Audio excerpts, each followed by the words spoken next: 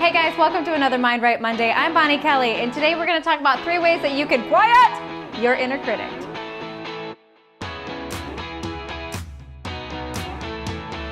Hey guys, welcome back to another Mind Right Monday. I'm Bonnie Kelly, and today we're talking about your inner critic. Yes, the gremlin, the monkey mind, the little man inside your head that continues to talk to you. Yeah, so you've heard probably quite a bit about the inner critic.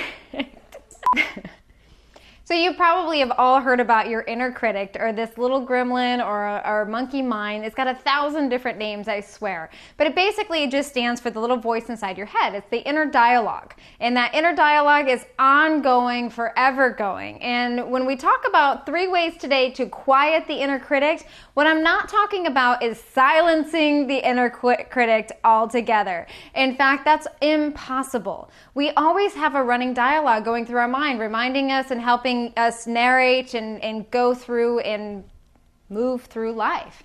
And so we have to really learn to come to a better relationship with that inner critic versus it being your worst enemy. Now, if you're anything like the majority of everyone, then you know that your inner critic can switch between your best friend to your worst enemy, especially when times are going tough.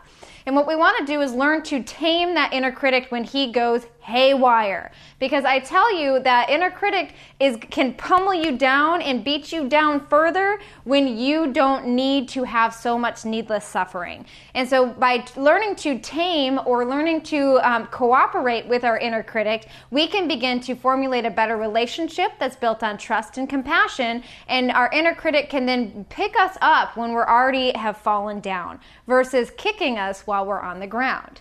So let's get into the 3 tips today on how you can quiet your inner critic. And the first one is give your inner critic a name. Now, I cannot tell you how many of my clients will seek to skip this step, but I cannot emphasize the importance enough. It really helps create a psychological barrier between you and that inner critic.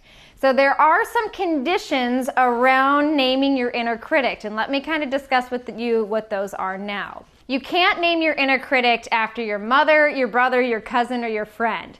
And you definitely don't want to name it after your ex-lover or an evil store clerk. You really want to come up with a name that is fictitious, or maybe from a movie or from a book or something that you've read. And the reason for this, again, is because you want to create a dialogue and a relationship with that inner critic and not continue to validate that this person in your life who is maybe negative or mean is the same as that voice inside your head.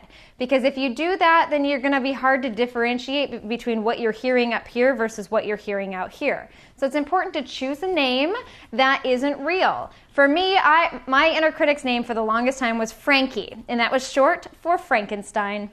Yeah, so Frankie, he was definitely my worst enemy and would beat me up and tell me, Bonnie, you're not good enough and you can't do that and you're not capable.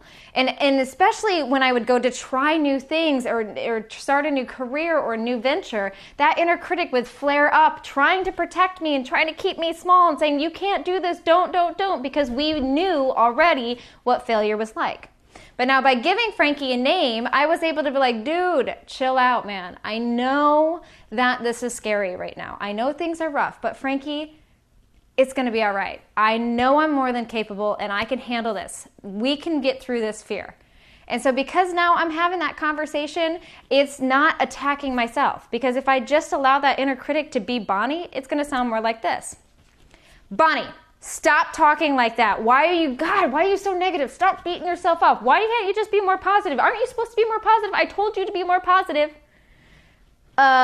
Did you see how much that probably hurt me more than talking to Frankie? Like, dude, chill out, man. It's cool. We got this.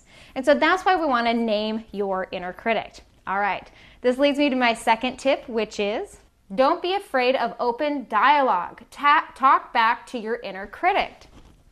And again, this is what I was just demonstrating in step number 1. It's important to begin to talk to that inner critic. especially when that inner critic is afraid, when they are flaring up and they are judging and ridiculing you or another person. It is important to talk to them.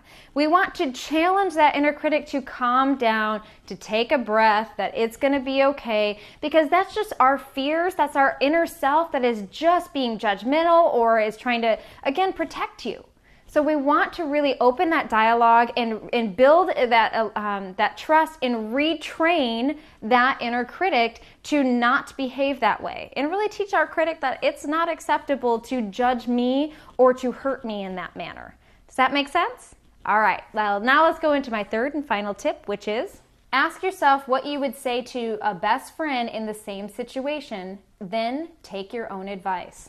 I love this tip, and in fact, this is one I use often at a lot of my different workshops and retreats, and even in my coaching, is asking you, what advice would you give your friend? If they came to you with the same situation, and the same trouble, and the same problem, I bet you would be extremely compassionate, understanding, loving, and really be filled with tremendous amount of good advice. So switch that dialogue around and ask yourself, okay, if my friend just shared this, how would I respond? And then follow your own advice, because you know what's best for you. It's just often we're too afraid to listen to ourselves. So let's build that trust. Let's become brave and really step into trusting yourself and allowing your inner critic to become your best bud versus your worst enemy. All right, that leads me to my tweetable for this week, which is, you have been battling the voice inside your head for years. Don't you think it's about time for peace? I hope you enjoyed this week's video. I'm Bonnie Kelly. Don't forget to email us all your personal development questions at getinspired@bonniekelly.me. And you can tweet, friend, follow, and fan us on all social media platforms. We're always here for you. So don't forget to subscribe to our awesome YouTube channel and comment below, because we love hearing from you. So get involved, get engaged. We are here to support you along your journey. All right, until next week, I'm Bonnie Kelly.